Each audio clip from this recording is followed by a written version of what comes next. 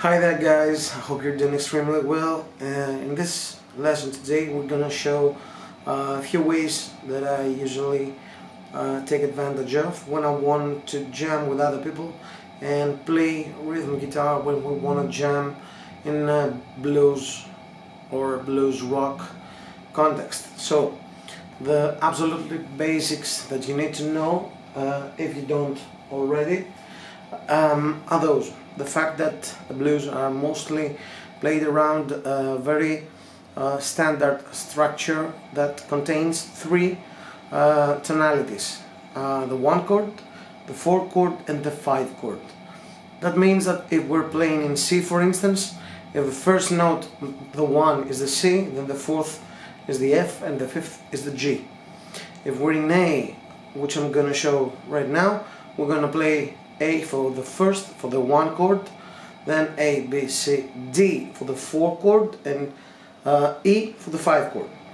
The qualities of these chords are usually dominant chords when we're talking about dominant blues, and the absolutely most basic way of playing a blues shuffle, the rhythm parts at least, are usually these ones, these patterns. You usually have the root and the 5th, this is the A and this is the E, and you play it as a power chord with your 1st and 3rd fingers, and you extend this pattern from the 5th to the 6th with your pinky. Now if the 5th is on the 7th fret, then the 6th is on the 9th fret, and sometimes you extend this even more with a wider stretch and you go to the minor 7th down here from the 5th to the 10th fret. This is a bit of an extreme for beginners at least, but you can give it a try. So the basic pattern that we're using to play over the 1 chord is this. We're playing 8th notes. I'm going to use alternate picking, and I'm going to strike a little harder when I'm doing the upstrokes. The ends, when we're playing, what shuffle means is that we're playing like it's triplets but without the middle one. So we have, instead of 1, 2, 3, 1, 2, 3, 1, 2, 3, triplet, we usually play just the first and the last one, and the first curates as 2 triplets together. So we have like triplet. It's like we don't play the triplet. So if I was to do this on A power chord, I would do something like this. And this is the beat, and this is the upbeat. So if I'm gonna count, I'm gonna go like 1 and 2 and 3 and 4 and 1 and 2 and 3 and 4. I urge you and advise you to start with this if you've never done this before, and try to strike only the 2 notes that you're fretting right now. Right after that, when you get used to this, and also pay attention to the dynamics, as we said, we're going to emphasize the second 8th note in this shuffle. So the ends, 1 and 2 and 3 and 4 and the actual pattern is going to be 1 and 2. So we're going to play 2 8th notes on the A5 and 1 on the A6. So we have 1 and 2 and 3 and 4 and this can be played in various ways, and you can also sometimes go back to the 4th with while you're barring into consecutive strings. So like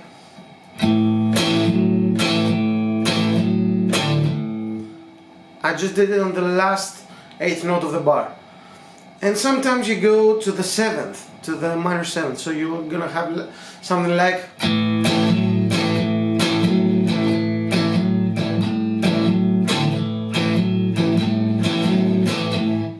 that. And we usually, in the 12-bar blues, which is the most basic form of blues, you're using 4 bars of the 1 chord, so 4 bars of the A, and then 4 bars of the 4 chord, so the D. No, I'm sorry, 2 bars of the D, of the 4 chord, then 2 bars of the 1 chord again, A, and then we have the last 4 bars of the 12 bar blues, which are E, 1 bar, D, 1 bar, A, 1 bar, back to the E for the last bar. So if we apply this pattern to the A and then the D and the E in the right parts, I'm gonna throw a chart somewhere in here so you can see the order of notes. The most basic form would be something like this, and I'm gonna put on a backing track for this one, and I'm gonna improvise a bit, so feel free to try it yourself. 1, 2, 3, 4.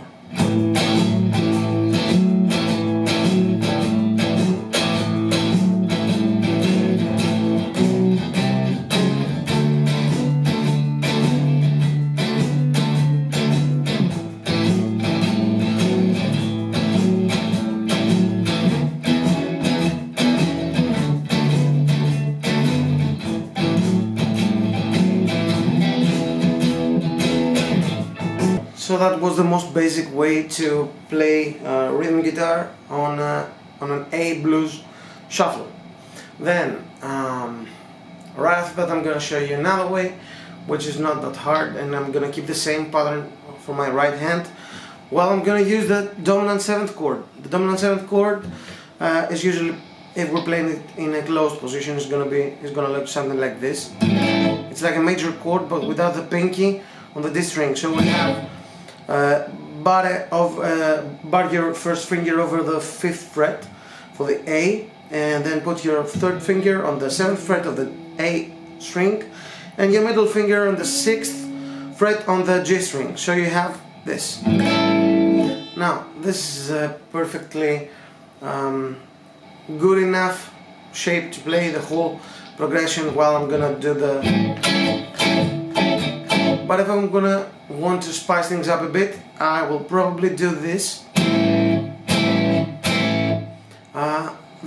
I'm hammering on from a chord which is actually an A minor chord, A minor 7, and I'm hammering on from the minor 3rd of the chord to the major 3rd. So, and this has no actual duration. It's a grace note. Okay. And then I'm gonna use my pinky, because why not, just to add some more notes from the dominant chord, some extensions. So right here on the 8th fret of the B string I have the dominant 7th of the chord. So sometimes I'm gonna use this one, and if I go back to the 7th fret I have the major 6th. Okay, so I'm gonna play around this and move it to the D and the E as well. And I'm gonna do the exact same pattern with my right hand, and again I'm going to improvise with this, so try it yourselves.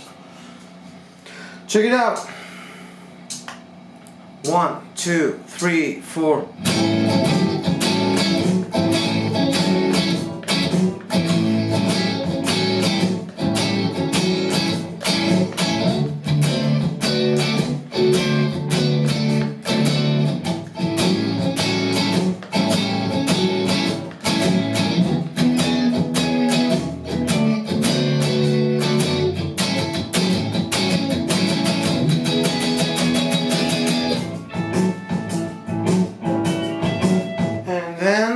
The next step would be probably to I'm going to use this pattern.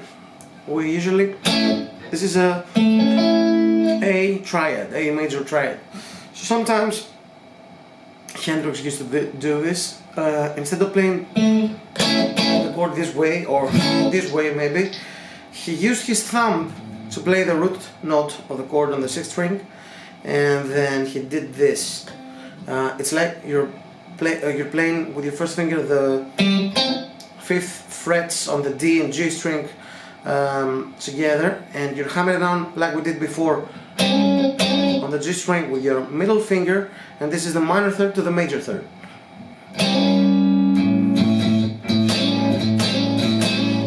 And then with your 3rd finger you can play the 4th with a root. So this is basically a 4-power chord actually. And you're going from this to back to this. And sometimes you're gonna want to add some fills, like this is the root note, the A. And above the A we have the 6th right here, or the 7th right here, or the minor 3rd here. And we can also bend the minor 3rd and have, or micro bend it and have a major 3rd ish. And if you combine all those things, you're gonna end up, and of course apply the same rules to the 4 chord or the 5.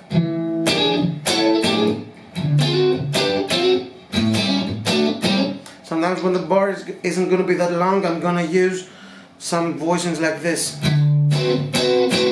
So I'm playing the root, the minor 7th, the 3rd, and the 6th or the 13th of the chord. And sometimes I might even play, just because it's convenient, the major 2nd or 9th right here. We can also do it here. So I'm going to try to do the same thing that I did right before.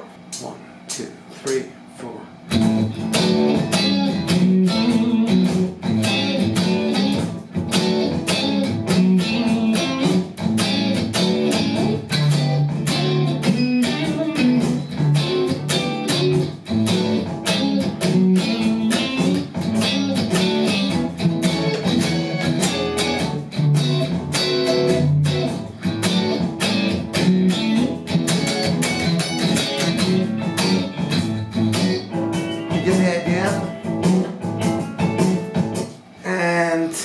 For the final variation of this lesson, we're going to use another type of chord, which is the minor 7 flat 5 chord.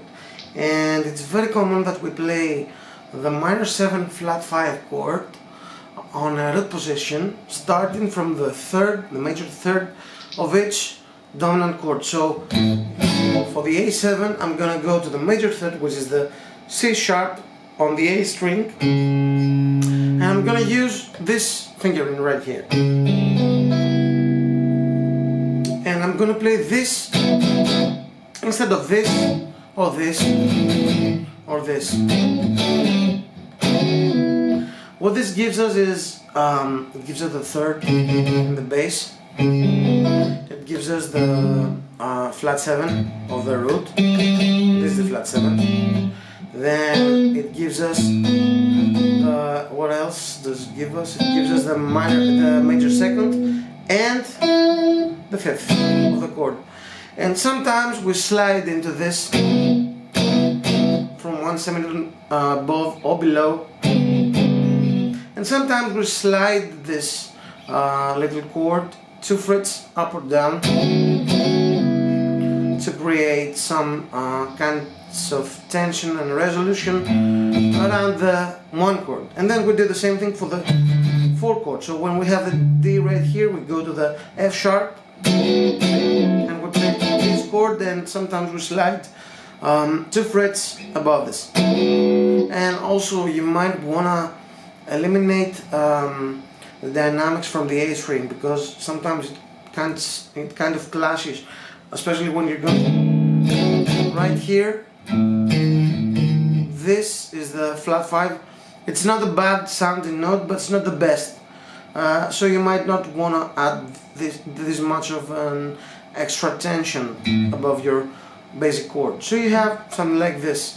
You mostly hear these 3 fingers, not the index so much. So you might want to mute with the index. And then you're gonna have for the D chord, as we said, the F sharp minor flat 5, and for the E chord, the G sharp. And if we try playing some rhythms over the same backing track, we're gonna have something that will sound like this. 2, 1, 2, 3, 4.